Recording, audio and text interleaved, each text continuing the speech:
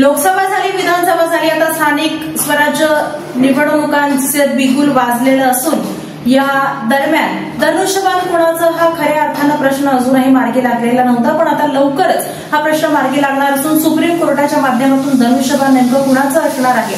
शिवसेना पक्षप्रमुख उद्धव बाळासाहेब ठाकरे यांची मागणी सुद्धा मान्य करण्यात येणार आहे, पण सुप्रीम कोर्ट या संदर्भात काय सांगतंय हे या सुनावणीनंतरच पाहायला मिळेल। शिवसेना पक्षाचे निवडणूक चिन्ह धनुष्यबाणावर आज सुप्रीम कोर्टात सुनावणी पार पडली। संपूर्ण राज्याचे लक्ष या निर्णयाकडे लागले होते। धनुष्यबाण चिन्हावरची सुनावणी संपली। पुढची तारीख ऑगस्टमध्ये देण्यात आली आहे। आता पुढच्या महिन्यात यावर सुनावणी होणार आहे। स्थानिक स्वराज्य संस्थांच्या निवडणुका तोंडावर आहेत, त्यामुळे उद्धव ठाकरे गटाने न्यायालयाकडे तात्पुरता आदेश मागितला आहे। यासाठी राष्ट्रवादी काँग्रेसप्रमाणेच जिथे अजित पवार गटाला चिन्ह वापरण्याची तात्पुरती परवानगी मिळाली होती, तसेच निर्णय व्हावा अशी त्यांची अपेक्षा होती। दुसरीकडे शिंदे गटाच्या वकिलांनी यास विरोध दर्शवला।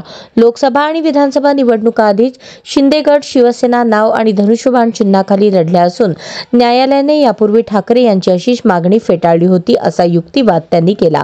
जून 2022 मध्ये एकनाथ शिंदे यांनी शिवसेनेतून बंड केल्यानंतर भाजप सोबत युती करून राज्यात सरकार स्थापन केले आणि मुख्यमंत्री झाले।